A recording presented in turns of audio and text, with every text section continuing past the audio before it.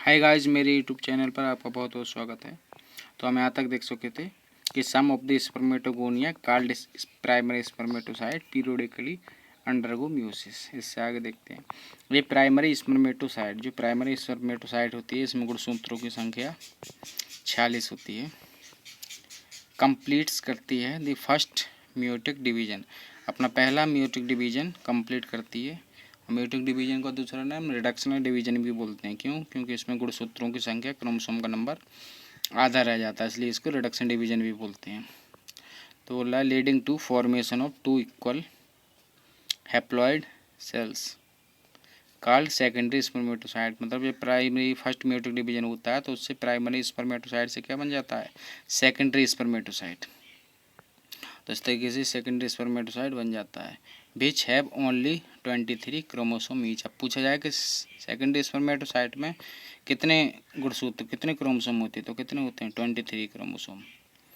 The secondary spermatocyte undergo the second meiotic division, क्योंकि secondary spermatocyte अब haploid हो चुकी है ना, तो उसमें गुणसूत्र संख्या आधी हो गई, 46 से कितनी हो गई? 23। अब the secondary spermatocyte undergo the second meiotic division.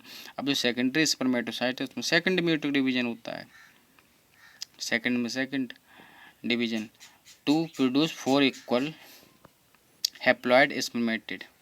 अब चूंकि सेकंड म्यूटिक डिवीजन जो होता है वो माइटोटिक डिवीजन की तरह होता है, मतलब उससे गुणसूत्रों की संख्या जो आधी हो गई, तो अब आधे से आधी नहीं हो गया, वो आधी रहेगी। मतलब तभी इसमें स्पर्मेटिड भी हैप्लॉइड होते हैं और सेकंड स्पर्मेटोसाइट भी हैप्लॉइड होते हैं, जिससे ये बनता है।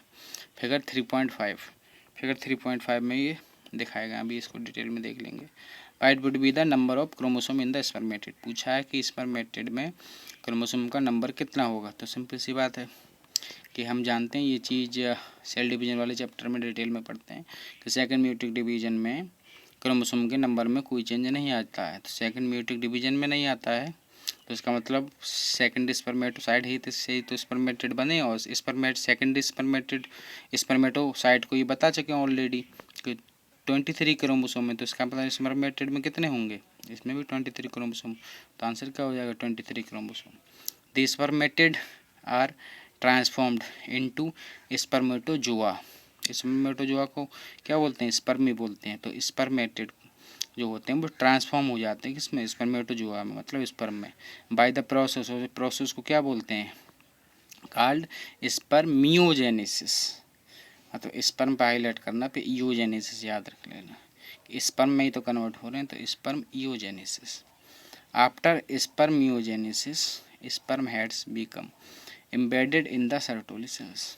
और जब स्पर्म बन जाते हैं तो स्पर्म का सिर जो है वो जाकर के किस में धस जाता है? सर्टोली सेल्स में। इसको देखो फील भी कर सकते हैं। सर्टोली सेल्स को क्या बोल रहे थे? नर्स सेल भी बोल रहे थे। और स्पर्म क्या एक तरीके से बच्चे की तरह है। तो बच्चा जो अपना सिर दे के धायमा, मतलब जो नर्स होती है, नर्स सेल होती है, उसके आंचल में बैठ जाता है। सबसे पहले धायमा ही तो, मतलब जो नर्स वगैरह होती है वही तो अपने गोद में बच्चे को लेती है, उसके बाद माँ के को बाद में दिया जाता है ना। तो ऐसे याद भी रख सकते हैं। और बहुत ही ज़्यादा इम्पोर्टेंट अभी चीज़ बताऊँगा कि इसमें थ्योरी में लिखा हुआ है कि स्पर्म का हेड सर्टोली सेल्स में एम्बेडेड रहता है, लेकिन फिगर में दिखाया गया है स्पर्मेटिड का सिर। तो वो अभी क्लियर कर दूंगा। And are finally released from the seminiferous tubules. ये क्वेश्चन पूछा भी जा चुका है कि सेमनीफेरस ट्यूबल्स से बाहर निकालने को क्या बोलते हैं? तो इसको क्या बोलते हैं? By the process called spermiation.